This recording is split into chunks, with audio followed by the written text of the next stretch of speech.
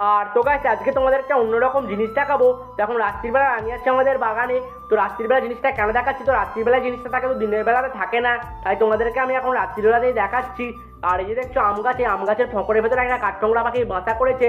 তো বাসা তিনটে বাচ্চাও পেরেছে, তো বাচ্চাগুলো গাছের ফঁকরের ভেতরে থাকায় তাই তোমাদেরকে দেখাতে পারিনি। তো মা পাখিটাকে আজকে তোমাদেরকে দেখাবো।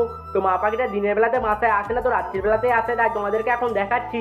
আর এই যে দেখছো সেই গাছের ফঁকরের ভেতর বাসাটা, তো বাসায় মা পাখিটা চলে এসেছে, তো এসে বাচ্চাগুলোকে পাহাড় দিচ্ছে। তো দিনের বেলা বাসায় আসে না পাখিটা, তো রাত্রিবেলাতেই আসছে। তো দিনের বেলা একবার এসে খালি বাচ্চাগুলো খাইয়ে দিয়ে চলে যায়, তাই তোমাদেরকে তখন ভালো করে দেখাতে পারি না। তো এখন সেই জন্য তোমাদেরকে দেখাচ্ছে। আর এখন মা পাখিটা এসে বাচ্চাগুলোকে পাহারা দিচ্ছে। আর এর ভেতর তিনটে বাচ্চাও আছে, তো বাচ্চাগুলো গাছের ফঁকরের ভেতরে থাকে, তাই দিনের বেলা ডাকাডাকি করে। তো গাছের উঠে আমি দেখেছি, তাই তোমাদেরকে তখন দেখাতে পারিনি আমি। তো আর এই যে দেখছো এখন মা পাখিটা এসে পাহারা দিচ্ছে, আর কত সুন্দর লাগছে দেখতে দেখো। তো আজকে তোমাদেরকে যে এত সুন্দর একটা ভিডিও দেখালাম, তো তার জন্য প্লিজ একটা লাইক করে চ্যানেলটিকে সাবস্ক্রাইব করে দিতে হয়। তো বাই বাই।